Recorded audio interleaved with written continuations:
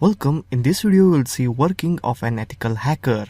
There is very thin line between the white hat ethical hacker and the black hat.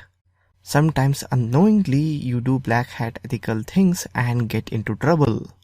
Just keep in mind there is very thin line between the white hat and black hat. Being an ethical hacker or white hat is all about being aware of what you are doing. First you have to obey the ethical hacking commandments. Every ethical hacker must follow few basic principles. If he does not follow, bad things can happen. Most of the time these principles get ignored or forgotten when planning or executing ethical hacking tests. The results are even dangerous. Like you may end up in jail for 20 years prison punishment. First thing you have to keep in mind is working ethically. The word ethical can be defined as working with high professional morals and principles. Whether you are performing ethical hacking test against your own system or for someone who has hired you, everything you do as ethical hacker must be approved and must support the company's goal. No hidden agendas are allowed.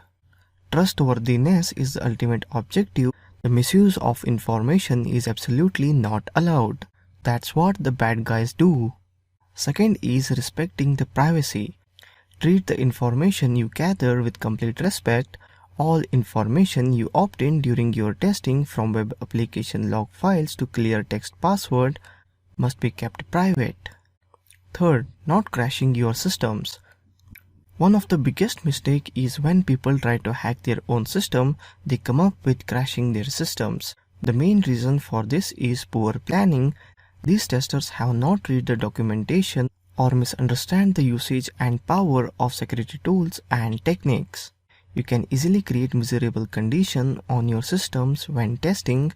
Running too many tests too quickly on a system causes many system lockups.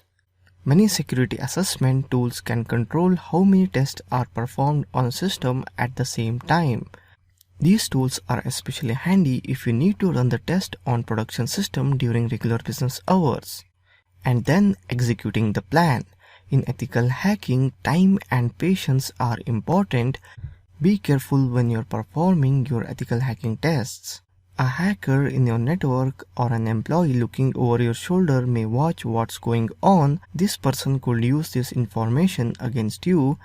It's not practical to make sure that no hackers are on your system before you start. Just make sure you keep everything as quiet and private as possible. This is especially critical when transmitting and storing your test results. You are now on a mission. Find as much information as possible about your organization and system, which is what malicious hackers do. Start with broad view of mind and narrow your focus. Search the internet for your organization's name, your computer and network system names, and your IP addresses. Google is a great place to start for this. Don't take ethical hacking too far. It makes little sense to harden your system from unlikely attack. For instance, you don't have an internal web server running, you may not have to worry too much about. However, don't forget about insider threats from malicious employees or your friends or colleagues. So just follow these commandments or few basic principles which I mentioned in this video and stay safe and stay aware. That's all in this video. Thank you for watching this video.